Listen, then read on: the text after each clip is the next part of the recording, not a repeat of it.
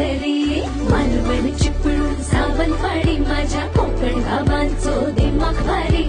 दिसते भारी गणपतीची स्वारी माझ्या कोकणा वाटे तुम्ही वलवा गाडी. धमाधमान हाका गाडी माझ्या कोकणचो रस्तो नागमोडी.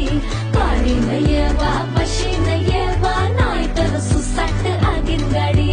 मुंबई पुण्याचे रस्ते सोडा माझ्या कोकणा वाटे